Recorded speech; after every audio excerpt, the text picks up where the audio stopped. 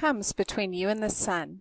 This is Susan Cheever, the Sun Diva of Eagle Mountain, Utah. Okay, I made that up. Nobody calls me a sun diva.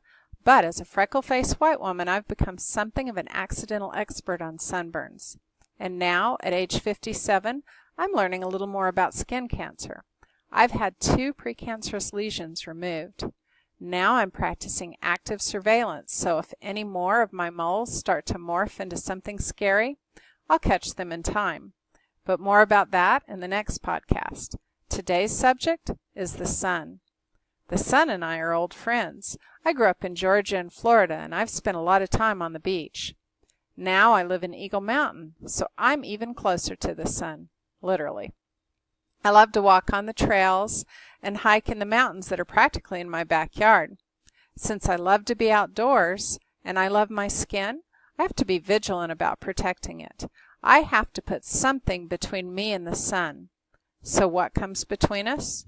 First of all, a hat. Without that hat, the part in my hair will be fiery red, and then the skin starts to peel and it looks like I have dandruff. Ears are so vulnerable, so wide-brimmed hats are my friends. My husband's part has grown a little wider over the years, so he always has his hat on if he's outdoors in the daylight. We love to walk together. One good walk without our hats, and we're looking at sunburn. Even one sunburn forever changes skin, so it's important to avoid overexposure every time. Don't think it's too late if you've already had sunburns. Damage from sun exposure is cumulative, so you'll do yourself good every time you avoid sunburn. We always make sure our grandchildren have their heads covered too. With my summer hat, I like to wear a thin, lightweight, long-sleeve white blouse. It dresses up my outfit and protects my arms and the back of my neck. Those skin lesions I had to have burned off, one was on my arm and one was on the back of my hand. That white blouse also keeps me cooler by reflecting the sun, so I just feel gentle warmth rather than intense heat. Even a pretty lightweight scarf around my neck can come between me and the sun in a becoming way. My husband has long-sleeve, lightweight sport pullover shirts that protect his arms when he's outdoors. They wick moisture too, so he doesn't get all sweaty. Now let's talk about footwear. Have you ever had sunburned feet with flip-flop lines? It hurts like crazy at the time, and then it itches as it heals. They make shoes that have tops on them, slip-on shoes that are as easy to put on as flip-flops, and they protect the top of your feet. If you wear socks with tennis shoes or boat shoes, that provides even more protection. Worried about tan lines? They're less unattractive than skin cancer. Besides, if you always cover up, they'll never be seen.